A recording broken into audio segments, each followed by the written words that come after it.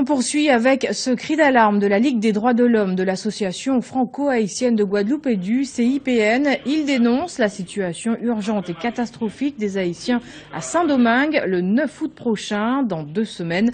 L'arrêt 168-13 entrera en vigueur. Il prévoit d'ôter la nationalité à tous les Dominicains d'origine haïtienne et cela depuis 1929. Cela concerne 200 000 personnes. Selon l'association, c'est une épuration ethnique. On écoute Patrice Gano, secrétaire de la Ligue des droits de l'homme, et Mathieu Bello, président de l'association franco-haïtienne de Guadeloupe. Ils sont interrogés par Rodrigue Lamy.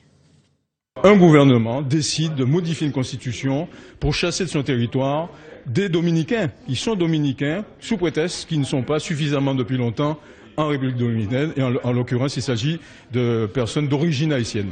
Et celle-ci remonte jusqu'à 1929. C'est absolument invraisemblable, scandaleux. Ce qui est important, au-delà d'une attente de destitution gouvernementale, nationale, onusienne ou je ne sais trop quoi, c'est que les peuples s'emparent de ce dossier-là. Trop souvent, on laisse faire.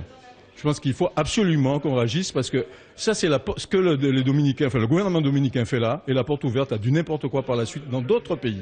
Le combat, c'est un combat au quotidien parce que on est arrivé dans une période où les gens ils vont s'amuser en République dominicaine et particulièrement un tourisme, on va dire, qui n'est pas spécialement très sain.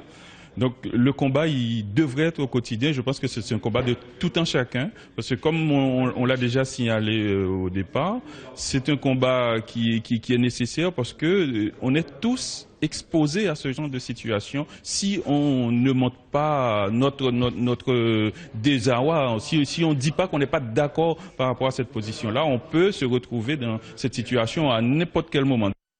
Et puis au même moment, des milliers d'Haïtiens ont défilé dans la capitale de Port-au-Prince pour demander au gouvernement d'annuler l'importation de produits de la République dominicaine. La demande est une réponse à l'expulsion d'Haïtiens par Saint-Domingue. Les explications de Brett Klein.